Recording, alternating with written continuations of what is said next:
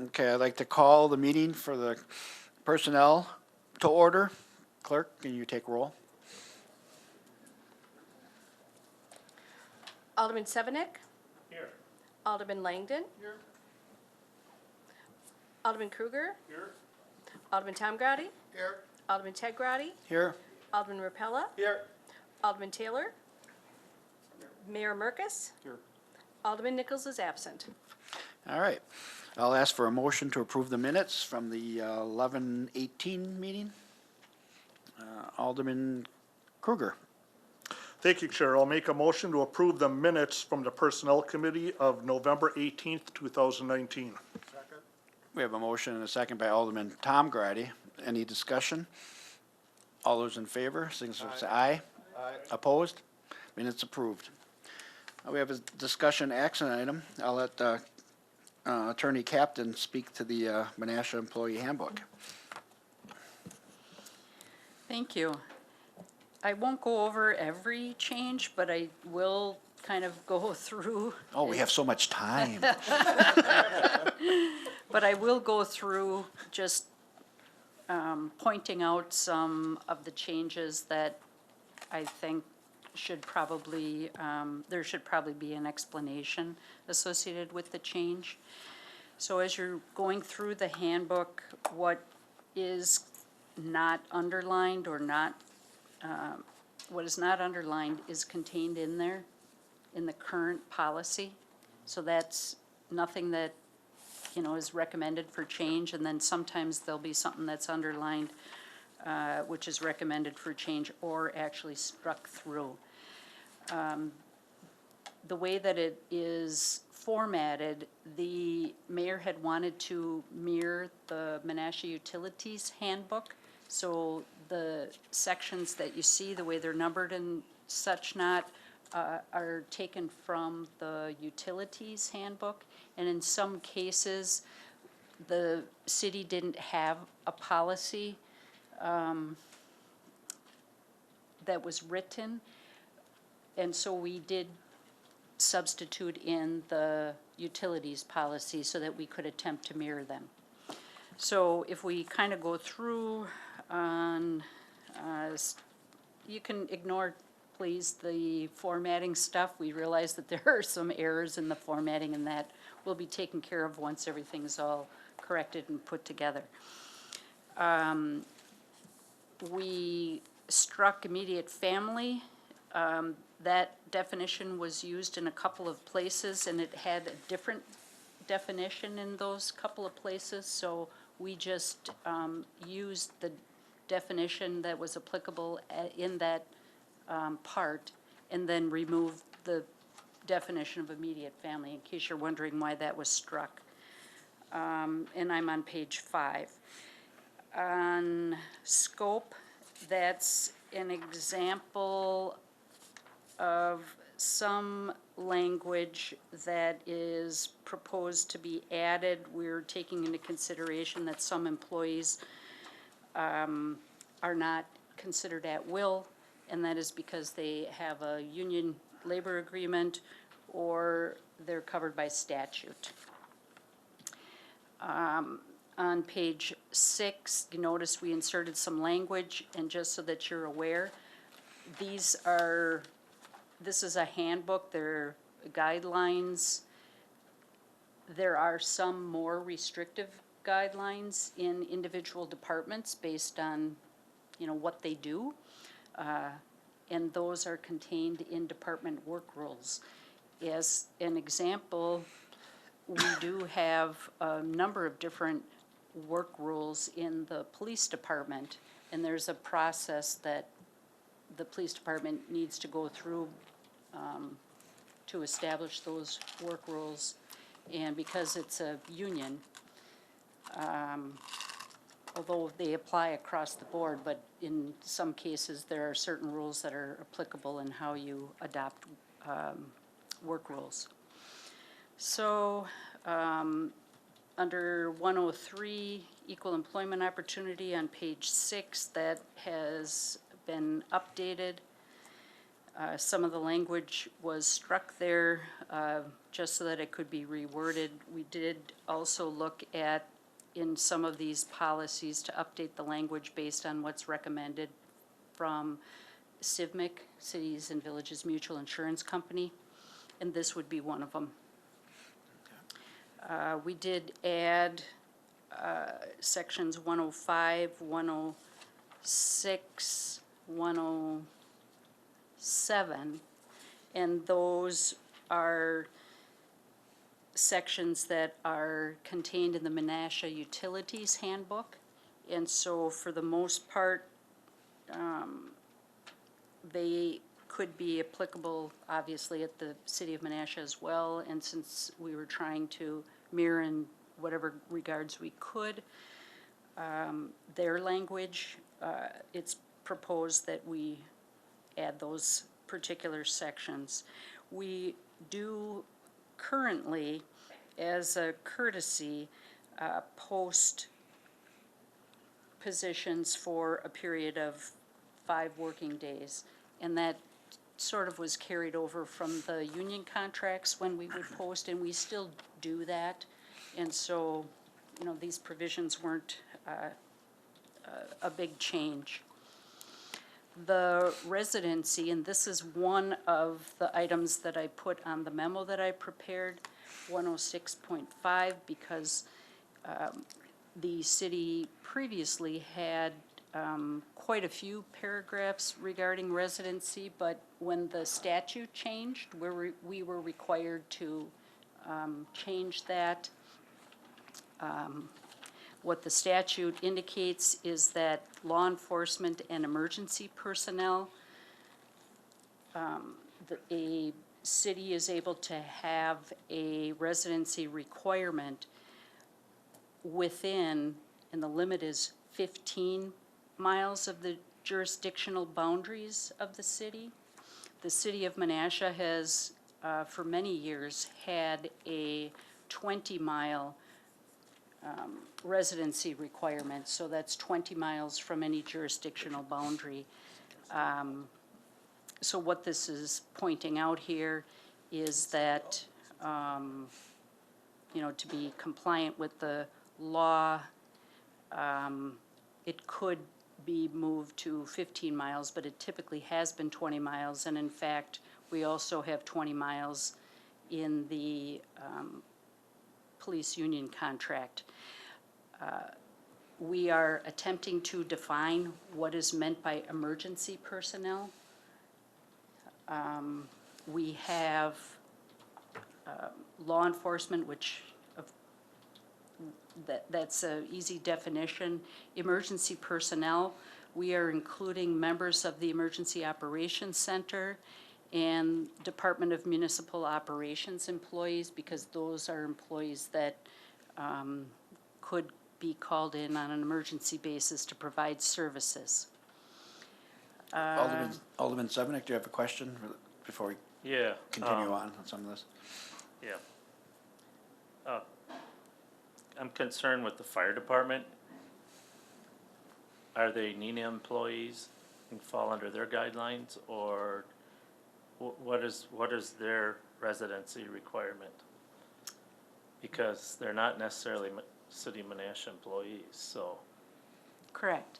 And this handbook does not apply, and it has not applied to fire personnel because of the contract that the city has with the city of Neenah. It does identify and designate those fire employees as being employees of the city of Neenah. If the statute says 15, and we've decided to make it 20, I think it should be for all city employees, period. And we're not allowed to do that by statute. We cannot do that. So only, well, you were saying you're trying to define what Correct, emergency that wording personnel. is, but I would think that almost any situation that we have in this community, everyone's position can be viewed as an emergency situation. Because, for instance, don't you have that emergency response group that you, what's it called? Yeah. And are all those employees required to be within the 20-mile guideline? Is that all right she's- if I answer? Yeah. Yes, please, go ahead. Your mic is I on, think- your mic is on, as long as your Yep. mic is on, you can Yep, speak. yep. Emergency personnel can be defined by the municipality, and what we are proposing to include here is Emergency Operations Center. So all those employees that would be part of the Emergency Operations Center. And then in addition to that, those that are Department of Municipal Operations employees, because they do respond to storms, winter storms, and other, just trying to think of what other emergencies.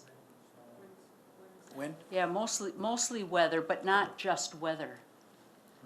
Other emergencies that may arise.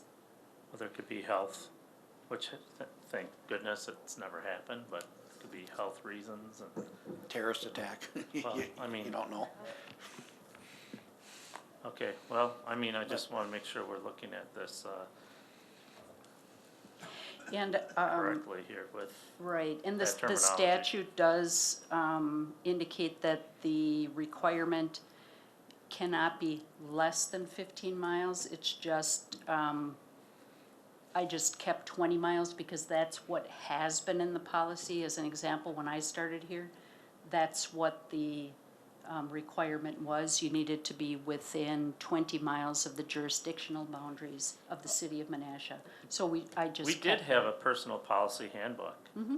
Yeah, okay, I thought you were like, we didn't have one, so we used the No. utilities to, cause I think No. I have an old one at home. Nope, that is what this is. Okay. It's that handbook, which I'm sure you've read some of the, In the past, yeah, some of the provisions are pretty outdated. right, And that's where they come from. yeah, we don't use pagers anymore. Right, exactly. That's one of the references that is in there. When I mentioned the utilities handbook, the way that this is formatted with, as an example, we're looking at 105, 106, 107. Those are the same provisions that the Menasha Utilities Handbook has. So we were trying to be consistent with them so that in the future, hopefully they'll be very similar, if not exactly the same at some point in the future. That's something that we hope to work towards. 106.5, I inserted that because Menasha Utilities, they have some language, but it's not this particular one. They don't have residency, so I just added that in between. Alderman Repello, you have a question? Yeah, thank you very much, Alderman Grady. Just, where does the 20 mile limit start? Does it start like from the front steps of this building, or from where does it start? It's a jurisdictional limit, and that language does come from the statutes. So that would be, if you outline the city of Menasha, Okay. any point 20 miles from that From the- limit. Okay, Outer rim. so it'd be, okay, the farthest part out In of any the- direction, in any correct. direction, okay, so it doesn't start from the interior of the city. Correct. Okay, all right. And do we have a number of employees that live between the 15 and the 20 mile mark? That we raised it to 20 instead of keeping it at 15? We did not raise it. The policy at the city has always been, or at least as far as I'm aware, I've only seen it at 20 miles. Okay. The city does have the ability by statute to require, And at 15? it could be 15, What would correct? happen if somebody does live at 20 miles and now we remove it to 15? Do they have to move their house? It would, Well, they could have to vote, move it. It would, normally what you do in those situations is that, for new employees that Okay. are starting, that would be the That would be for them. requirement. Gotcha. All right, Correct. thank you very much. Or if somebody would move, Okay, you know, all right, thank you. Ted, before we go on, Yes, go ahead, Mayor. I just wanted to comment on the provisions for the fire department. The fire department used to have a residency requirement within their union contract, and that was negotiated out of the contract maybe 5 years ago.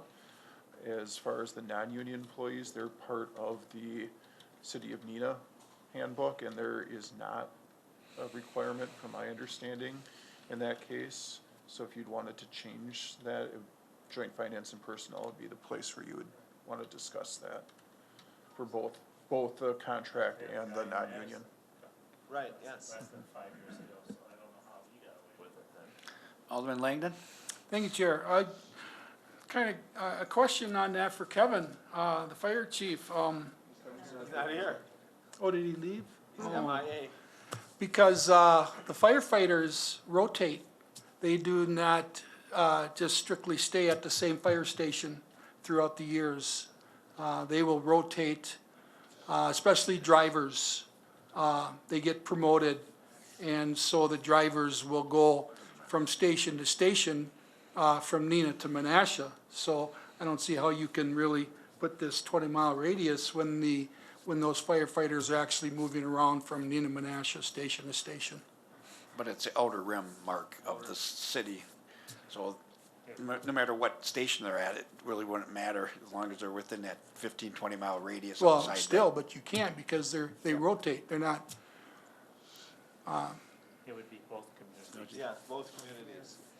that would. right, that's that what would you'd be- have to do. You would have to make it both communities. Right, that probably, I mean, that's Because- what I would recommend, is Yeah. that it be both communities. Yeah, you couldn't just do one. And I think the mayor's right about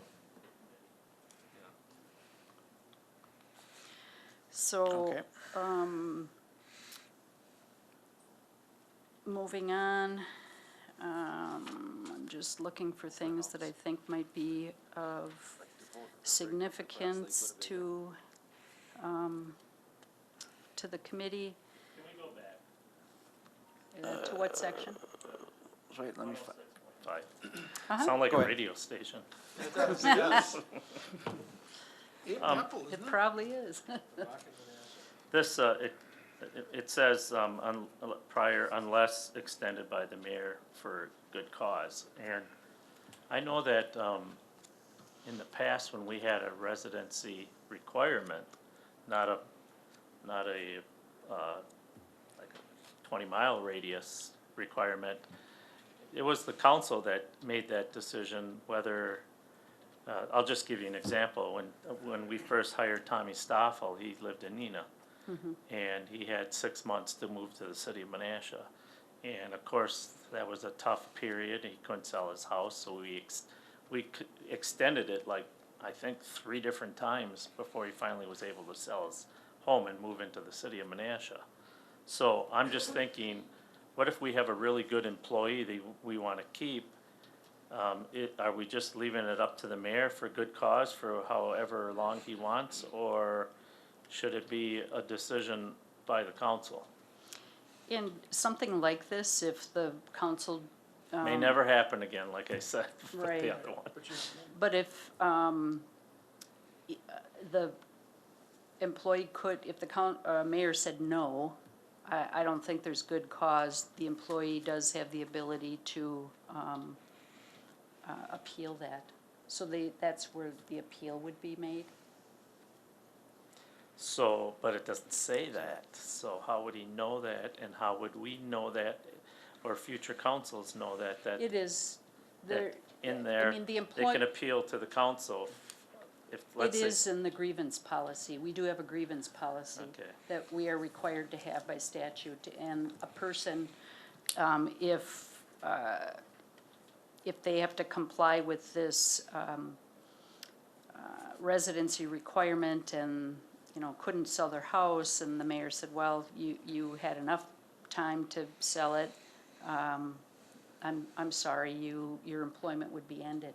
That's what would happen, and so that employee has the ability to go through the grievance process and then that process would bring them to an appeal. And the appeal, is it written that they can appeal it to the city council? Yes, Okay. that's required. You'll have to show it to me then at some point. Mm-hmm. Okay, thank you.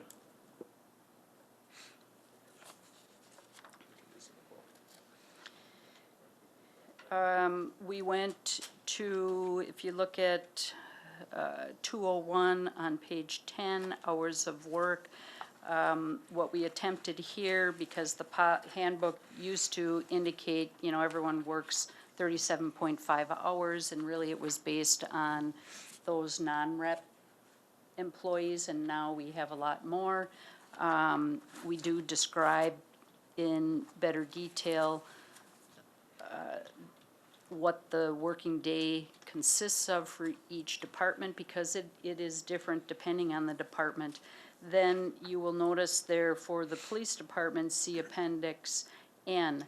There are a number of provisions that apply only to the police department, because that department is a 24/7 operation. It's not like any other department, so there's a lot of differences relative to not only their hours of work, but you will notice their call time, their holidays, their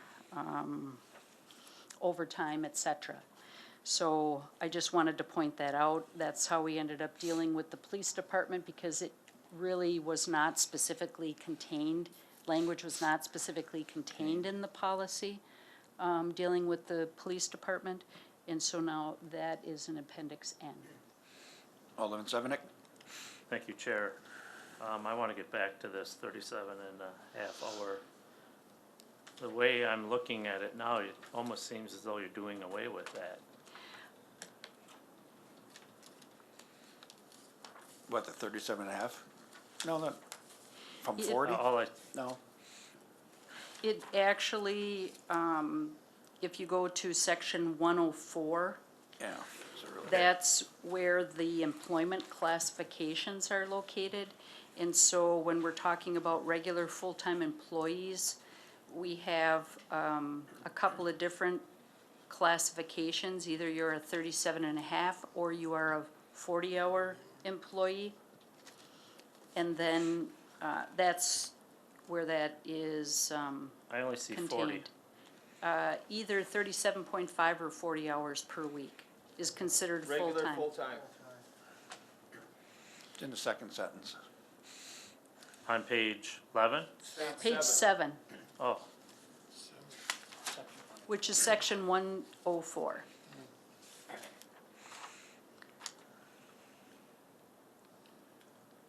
So this is where we're actually talking about the hours of employment. The other section here in the,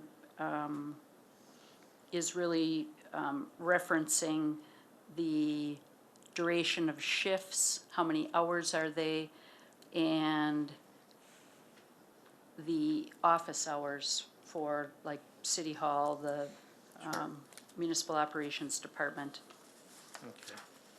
What, so, back to page 10, what was the reason for striking the language under hours of work? Well, that did not apply to all employees, Okay, so we had to divide up depending on the department. Like I said, the initial policy was probably written based on the fact of, all city and non-union employees, city employees. And then now we're adding all of the employees.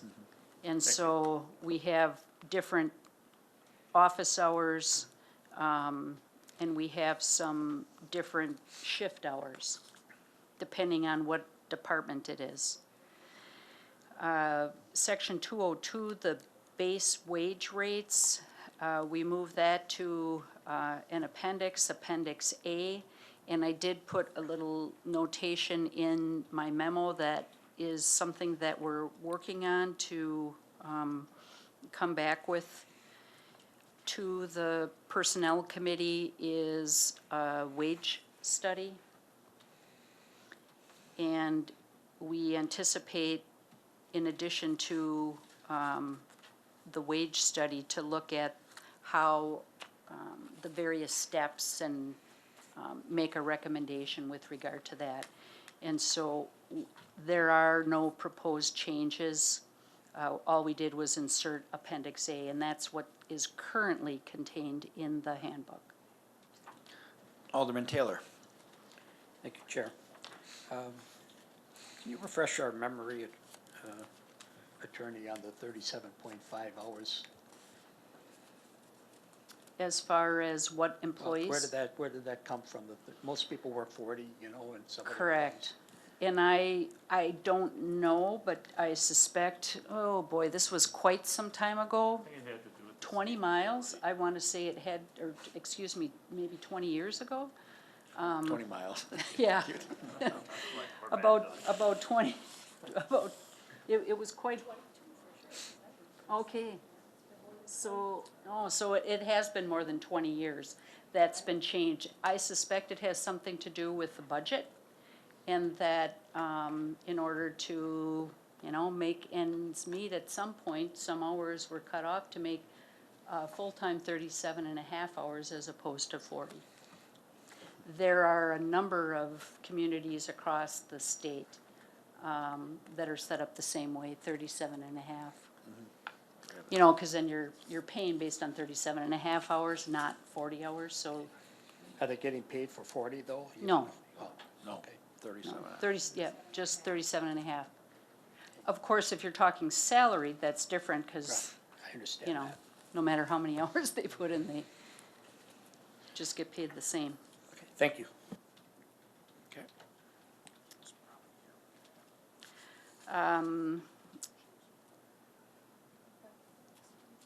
So we added language, or made some adjustments to overtime. One of the things, and I don't recall if I mentioned it in the, I don't think I did, in the memo, when we're looking at section 205 overtime, this is on page 11.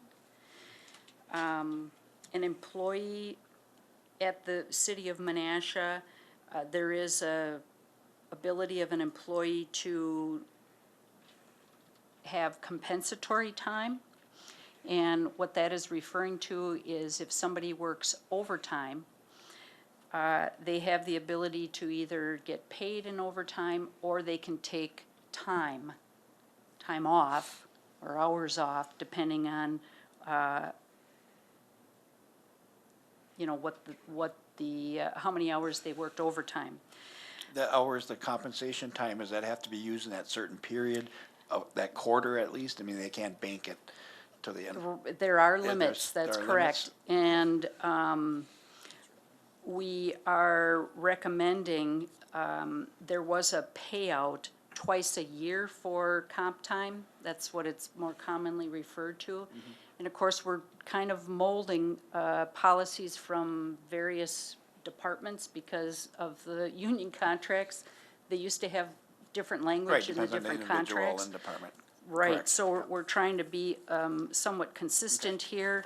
A maximum of 40 hours can be accumulated. And then if you're going to take, if you're not going to take the time or use the time, it will be paid out on at the end of the year. Currently, the way it's written is there's a payout twice a year. But there was some discussion among department heads to change it to just the once per year. So the maximum accumulation is 40 hours. That's, you know, about a week's worth of time, and of course, that has to be fit in the schedule in some fashion. Otherwise, if it's not taken, then that would be paid out. So And of there's course, no- for there's no budgeting rolling purposes, you forward. don't want to, You can't keep- take it the following year. then. Correct. You're not gonna allow that, good, okay. correct. Yeah, sometimes that, you know, people might want to accumulate it, and I think for police, is it 240 or something? The hours are a little bit more with the police contract. There you go.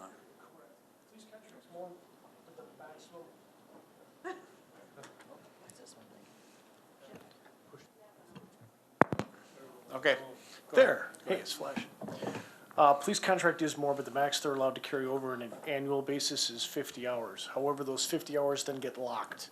They're only allowed to use the time that they carry over to take time off. They can never get paid those hours out if it's carried over to a subsequent year. That's one of the reasons why we changed the language in this portion as well to the last paycheck. Because technically speaking, you may be done January 31st, but that might not be paid out until January. That actually becomes the next year's earnings. And what we found back when Peggy Stina was here is that potentially could be problematic with WRS. Because your WRS earnings are based upon what you made in the previous year. So, but if you have that overtime or all that comp time, let's say in December, and you can't get it in that year, it would get paid out on that last paycheck. Paycheck, no matter- And the max you could carry over Right, is then would be 50 hours of comp time. And then those 50 hours could only be taken off like time for time. Never can be paid out in the future. okay.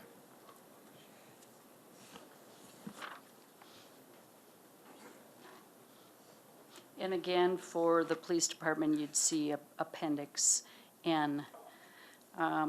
Made some minor language changes in some of the other provisions as we're going through standby and call-in, flex time alternative work schedule. There was some clarifying language in there.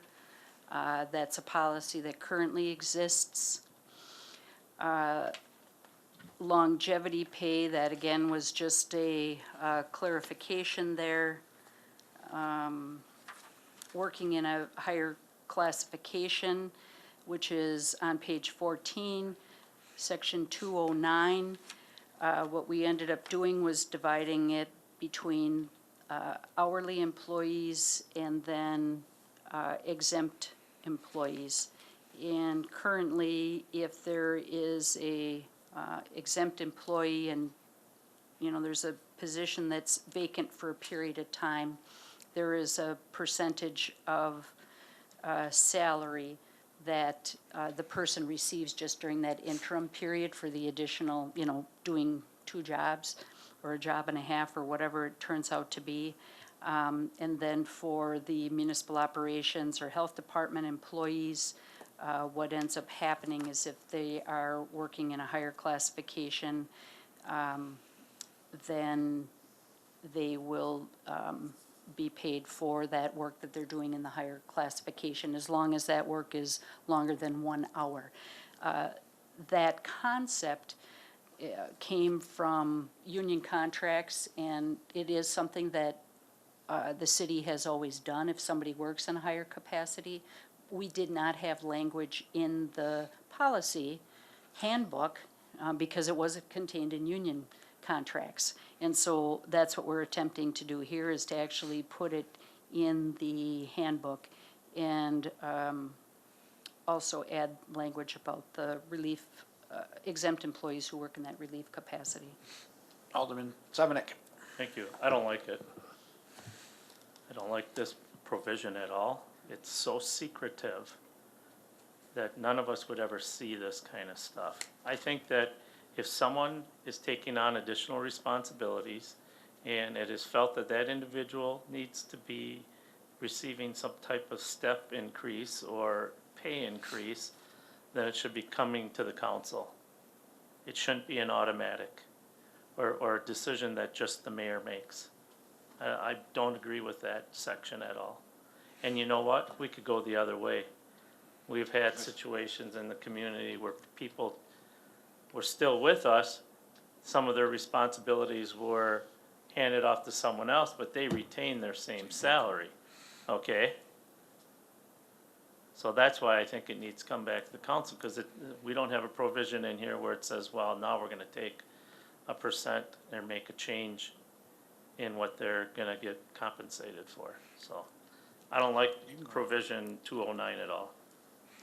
And what would happen Okay, if somebody, as an example, if a department head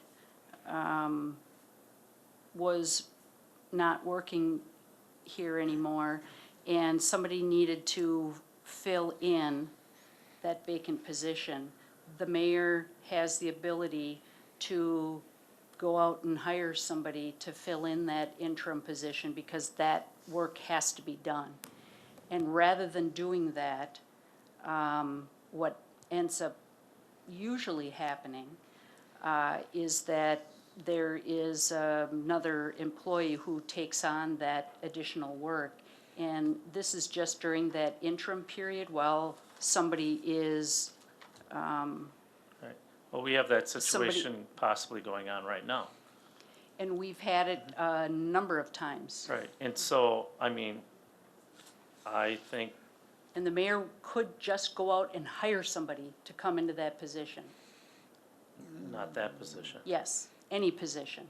No, To I Not fill- the administrative thought- service Yes. Gotta go to director. council. Yes, Only council approves No. that. that's for a permanent position. Oh, right. That's not what, that's You're- not you're what this is saying for. interim, for This interim is only. just an interim, I don't s- correct. I don't, is the word interim in there anywhere?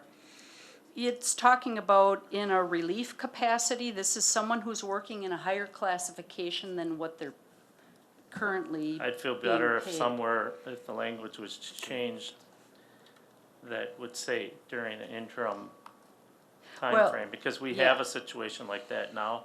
And, I don't know what the mayor's planning on doing with that, but I think, if anything, that's what we should have been talking about in this agenda right now, is the individual's pay, what we should be doing to compensate that person for filling in on the interim.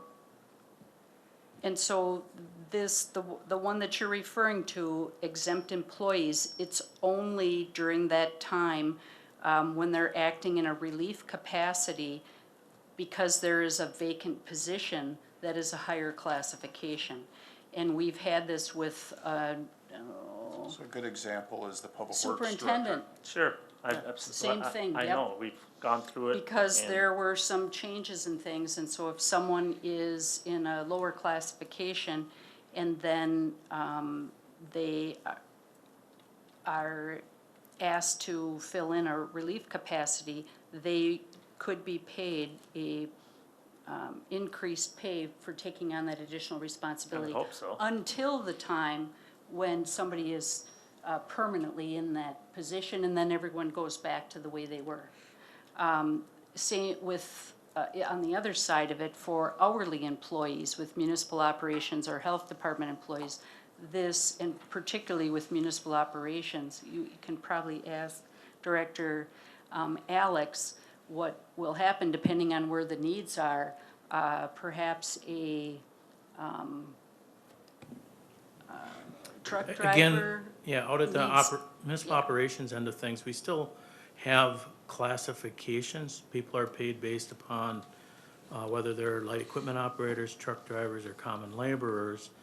And there are instances where we ask somebody who is in a lower class to perform a function in a higher class, and we will pay them the extra, 25 cents an hour for, the 1 hour of the day, so that's where it gets applied out by us.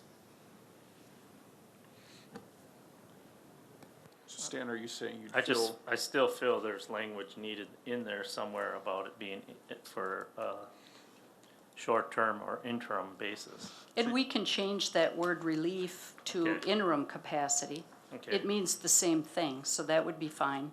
all right, thank you. Excuse me. Moving on then,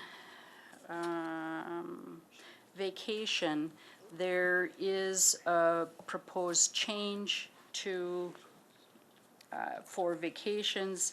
And you may recall that for salaried employees, we did already change so that upon a hire, as an example, a department head would get 15 days, but it would be prorated based on, whenever their start date was. What we are proposing is the same thing for hourly employees. We have and are more frequently having the occasion of hiring people who have been in the workforce before, and to start out with absolutely no vacation is a challenge for human resources in filling positions. So what is proposed is the 10 days would be then similarly as it is for salaried employees. Those 10 days would be upon hire, but the person would be prorated, and if they don't make it during that 6-month period in the beginning of employment, you know, if they would leave or something, they wouldn't get paid out for that at all. So that's additional language that is being proposed there. I think the other thing that I wanted to point out is for salaried, we had upon hire 15 days prorated, and it had read prorated for those starting after the first quarter. And it's, what I'm proposing there is just based on the month of hire, so it would be for all employees. Based on your month of hire, it's prorated. What happened to Good Friday? I know, it used to be in there.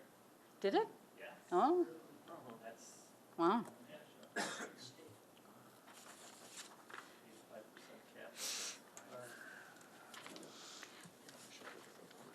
85% cap. Okay.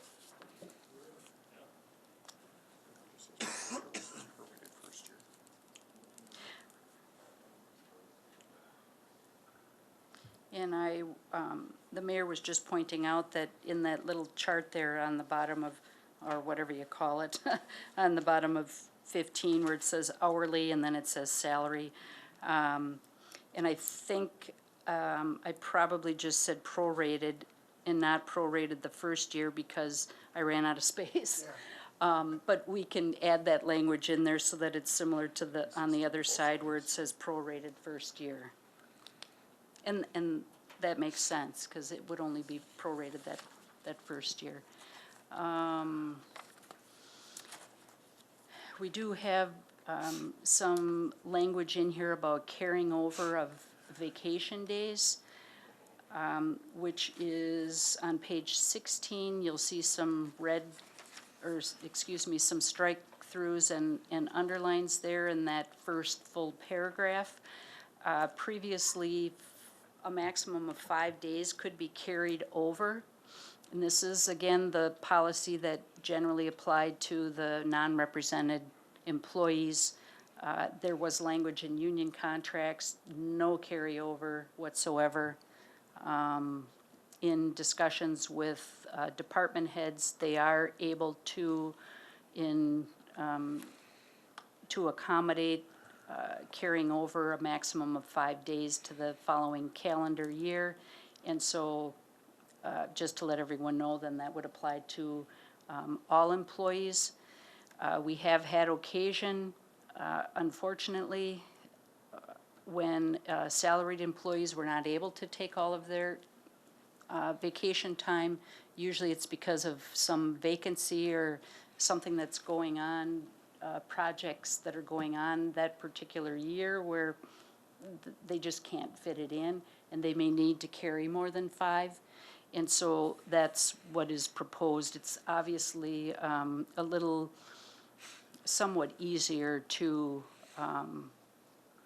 accommodate vacation days being carried over for salaried employees as opposed to hourly employees, particularly if you look at like municipal operations, because they work on a crew. All vacation carryover days will be forfeited if not used before March 1st and are not paid out at termination, because we certainly wouldn't want people to carry over days and then all of a sudden, you know, want to be paid out for them. That's not really the purpose. You should be using those vacation days if you can. And then I think there's language that was added in about if employment terminates prior to the introductory period, a person is not going to be paid out. I was referencing that just a little bit ago, but that would apply to vacation, floating holidays, or any other paid benefits. Then we go to sick leave. You'll see that there's quite a bit of added language in here. This was at the request of employees in the Administrative Services Department, including some newer employees that were kind of challenged with how does that all work with the sick leave, and when someone retires, what is the bank sick leave account, what is the regular sick leave account? And so this language, some of it comes from employees who wanted some better explanation of how it all works. So it's not, this is really just an explanation. There isn't anything that's proposed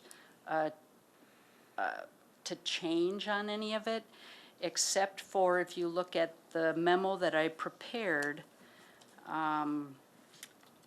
we currently receive 15 sick days per year. A few years ago with the police contract, we did reduce that to 12 days, and so there is a proposal to change that allotment down from 15 to 12. And one additional change is that the sick leave is deposited per month, as opposed to what happens now is on January 1, an employee gets 15 days. It's not for the law enforcement officers. They accumulate 1 day per month.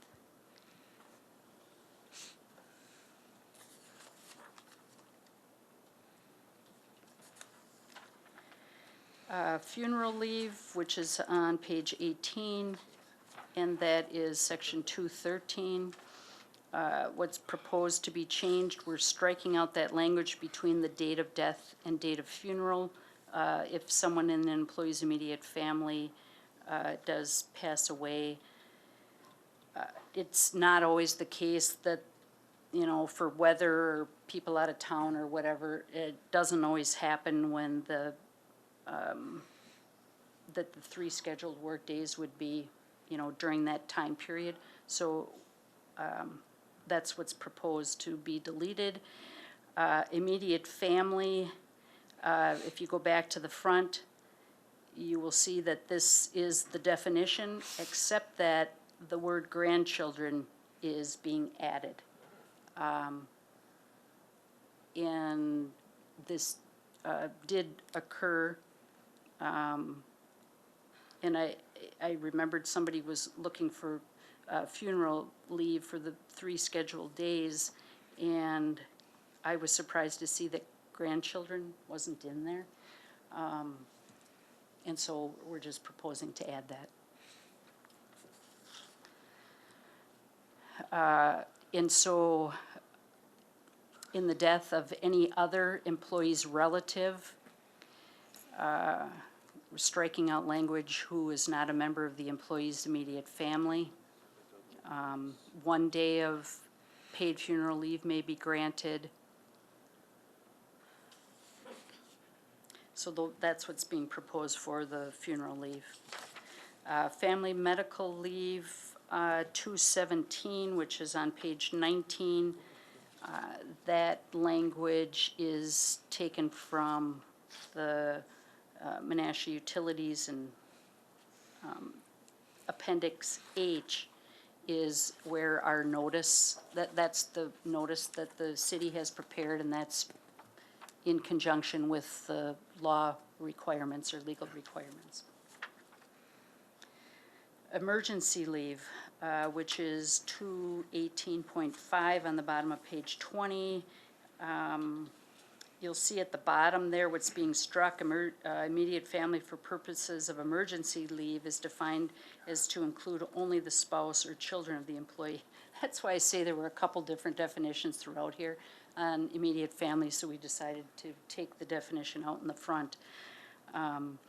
So what we're talking about here is in those events that come up, emergency situation, as an example, a child breaks an arm or something and a parent needs to leave. It wouldn't qualify for family medical leave, but we do allow a parent then of that child to take emergency leave, which is sick leave. So they're using their sick leave, which they otherwise would not be able to use in that circumstance. So we have defined a spouse, child, or another person who resides in the employee's household. And we have, this comes to you because we have had this occasion where another child who's residing in the house, maybe their spouse's child, it's not actually their child, it's a stepchild, and that's not in the policy. But if this would be a stepchild, that would count.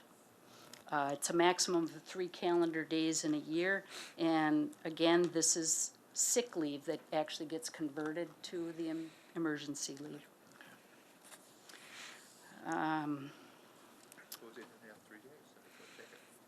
I did add language in section 220, work, travel, and work expenses on page 21 about employees being prohibited from riding on a motorcycle or a moped while on city business.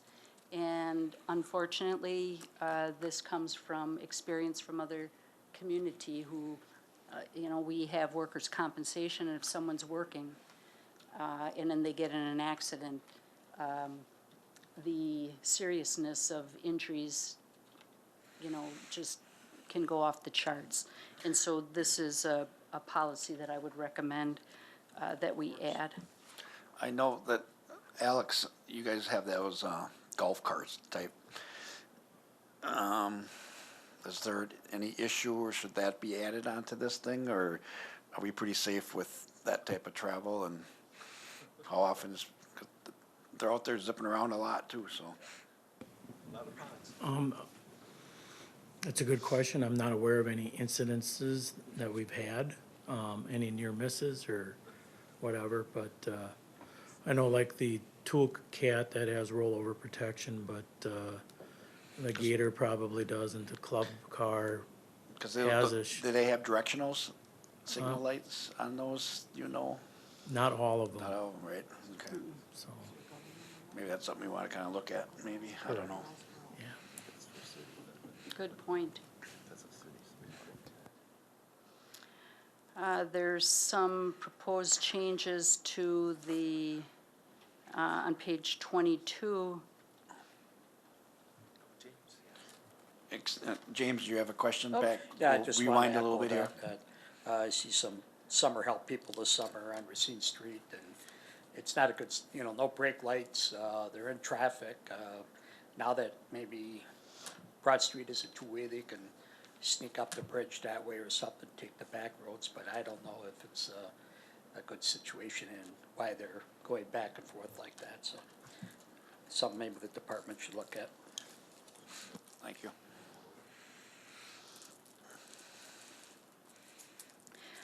There's some cleanup stuff on page 22.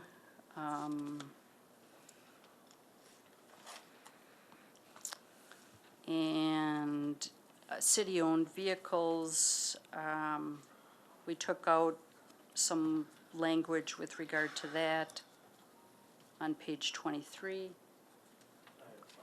Oh, I'm sorry. Alderman Sevak? I just noticed that the very bottom sentence, the use of city vehicles by an alderman requires the prior written approval by either the mayor or the council president, or in the absence of the mayor or the council president, comma, the comptroller. We don't really have a comptroller, so that should be changed to either administrative service director or Director, fine, okay. whatever else. Thank you.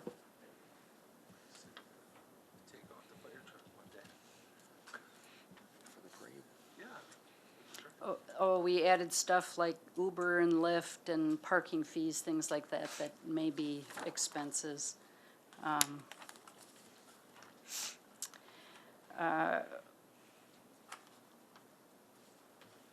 don't think we have too many changes in the next sections. Basically, they're kind of cleanup stuff. 304 deferred compensation. I will point out, this is on page 25, 304 deferred compensation. The city currently contributes $30 a month to a deferred compensation account for full-time non-represented employees. And it is currently based on whether or not the employee has health insurance and if it's single coverage or family plan, which is not at all recommended. There isn't any reason. It really, to me, is discriminatory in nature, so it should be changed in some fashion to apply to all employees, or eliminated, I guess, would be the other option, obviously. So what is, just want to point out that we kept that language, will contribute $30 a month for full-time non-represented employees. It's prorated for part-time employees, but it's not based on the selection of health insurance any longer.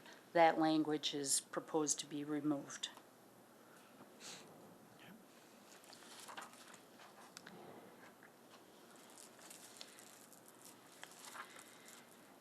And again, some other cleanup things.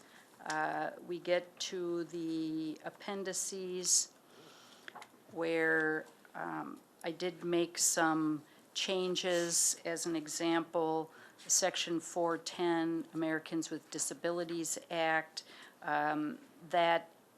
those recommended changes are based on new language that is contained not only in the law, but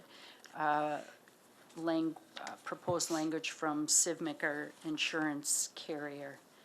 And it looks really messy. Sorry about that.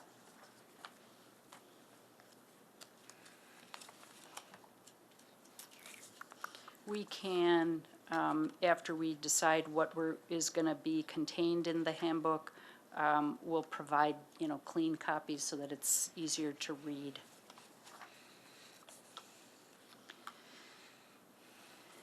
We have that code of conduct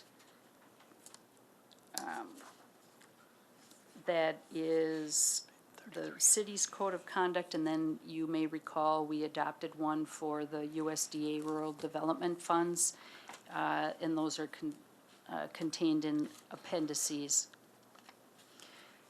For tobacco, section 205, we're making a little modification there to add "and vaping." So currently, we have an ordinance that prohibits smoking, which is why I removed language about the ordinance, because in adding vaping, that's not in the, or did we add that in the ordinance? No, I'm trying to think. No, we didn't. In municipal buildings and vehicles. Some of the stuff, what was that? Ordinance? In to the do- ordinance? No, if we have it in the policy, then we just enforce it. Oh, thanks. Housekeeping and first aid or injury, those things, since they're underlined, I'm just looking at them, they are mirror the utilities, because they are not provisions that we had before.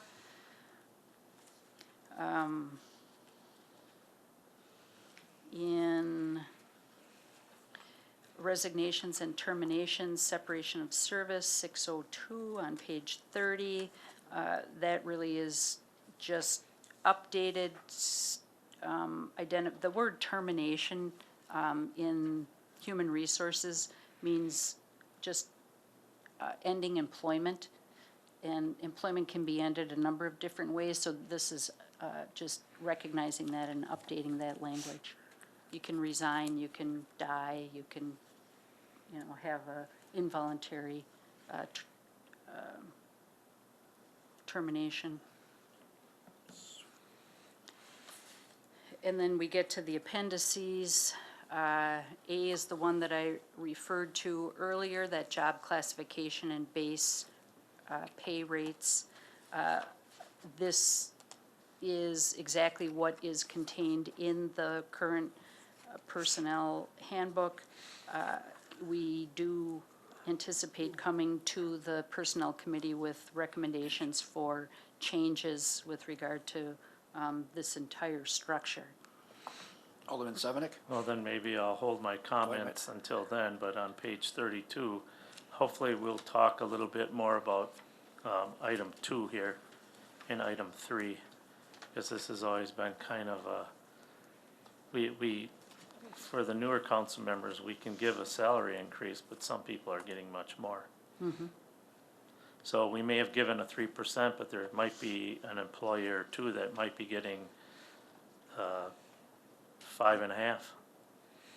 So just so you're aware of that, and I've always kind of had issues about that, but I think it's best that it so that it can be explained, so it's better understood. Right, the city's salary grid starts at below midpoint. Midpoint is about what you would generally market rate. So it starts below and then it goes up to 25 years.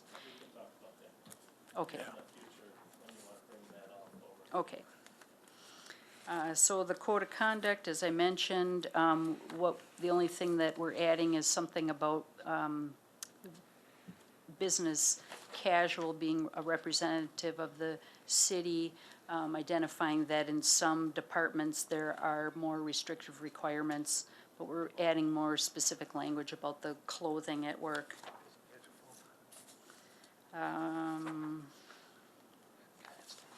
The anti-harassment and retaliation policy, this one has been updated a few times since I've been here, and again, these are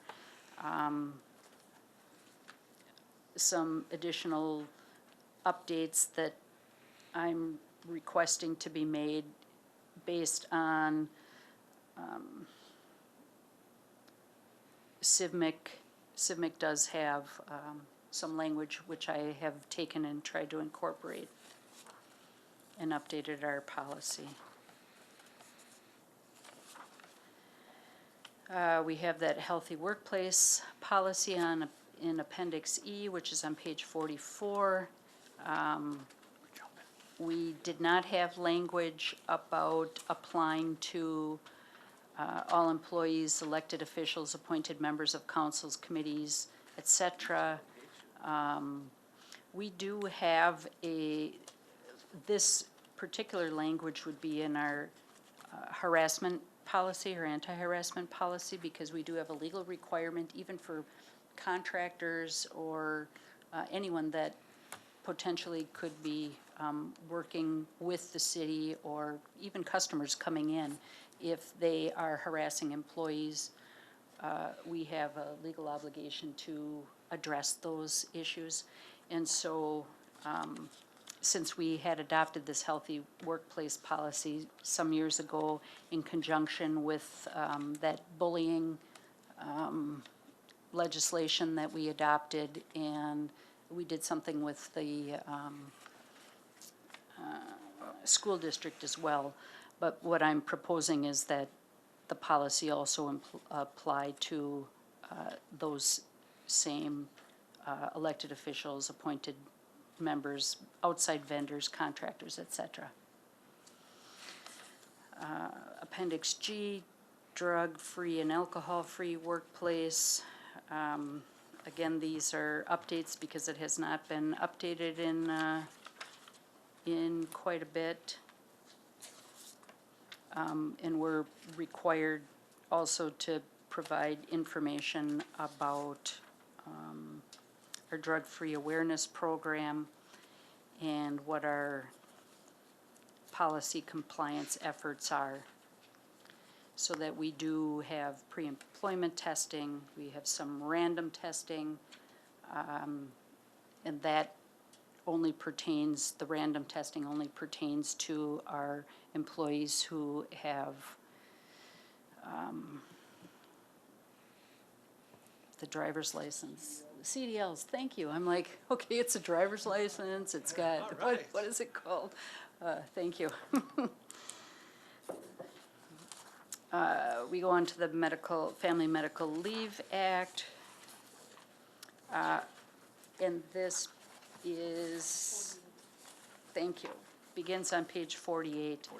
And this is an appendices. This is something that we do hand out to employees as we are required to have information about what the Family Medical Leave Act is, what all the regulations and rules are.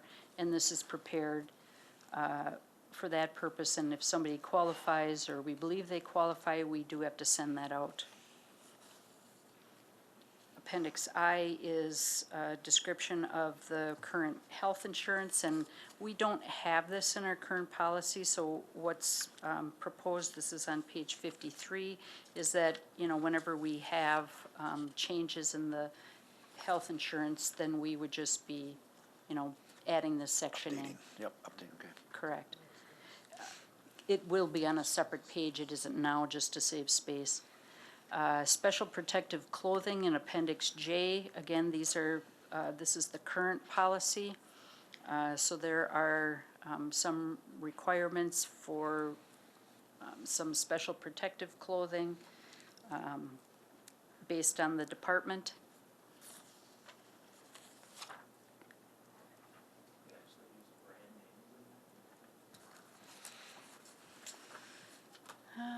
And which one was that? Oh, Carhartt, or similar, yeah.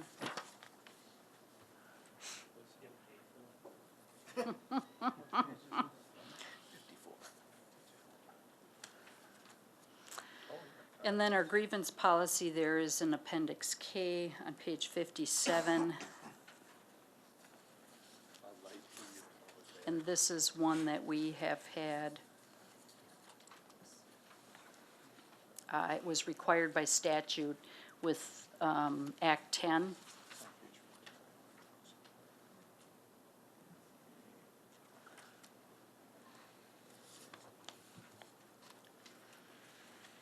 This is the one in addition where we have that decision of the, I'm trying to, what is it called?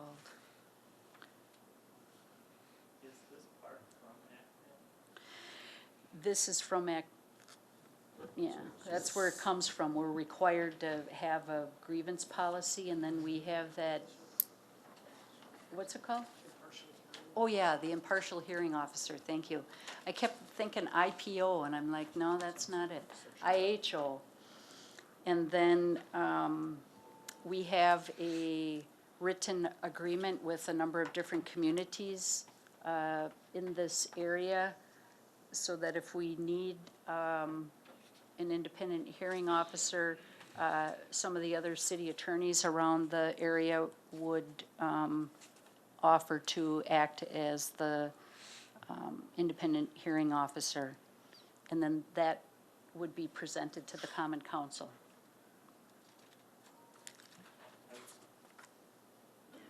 Go ahead, Stan. I would suggest that the City of Menasha grievance form be put on one page. Right now you have it divided. Mm-hmm. So Okay. kinda like if somebody 57.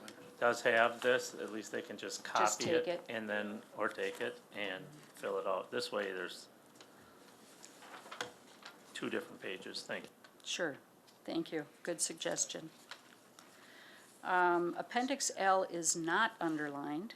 It is supposed to be, because this is, this has not come before the Common Council before. It is nursing mothers policy, And if there are any questions, Director McKinney is able to answer those. And again, the reference there is state statute. We do have an obligation to provide an area for nursing mothers for our employees. We do not have a legal obligation to provide it to the public. This does, just so that you're aware, it does include the public as well. So that if we have somebody who is meeting with an employee, they do have the ability to use the nursing mother's room. We had this discussion among department heads and stuff when the policy was being developed about the location and everything. And one of the initial locations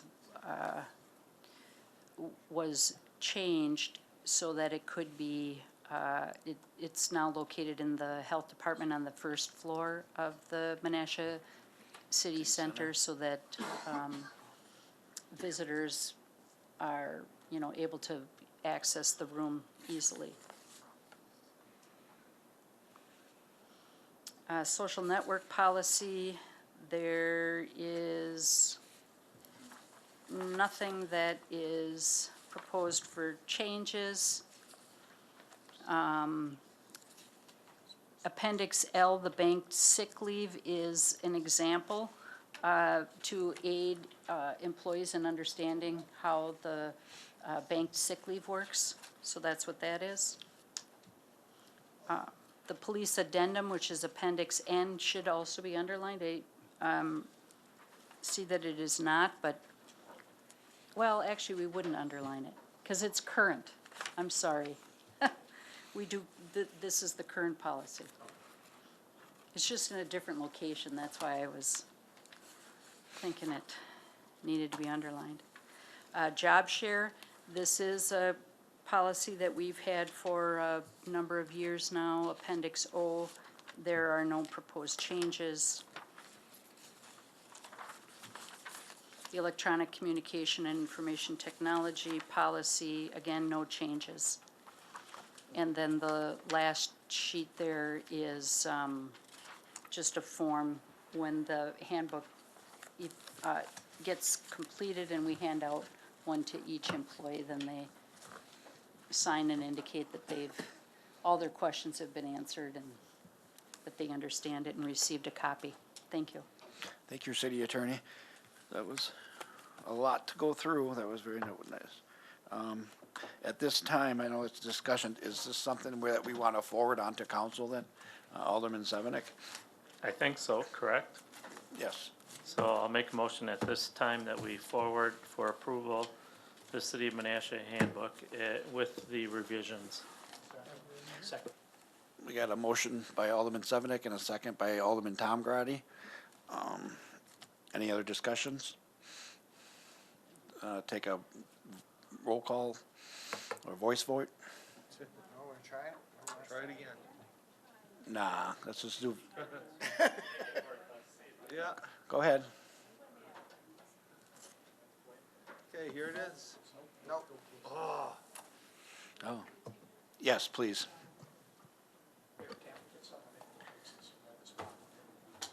Should be done. This has been a while. It's- No. Maybe that we should put in the personal policy handbook. Alderman Rapella. aye. Yes. Me. Alderman Taylor. Alderman Sevenick. Alderman Langdon. Alderman Kruger. Alderman Tom Grady. Alderman Ted Grady. Aye. Mayor Merkus. Aye. Motion carried on roll call 8-0. All right. With that, I'll take a entertainment for motion for adjournment. Seconded by Alderman Taylor. All those in favor, say aye. Aye. Opposed?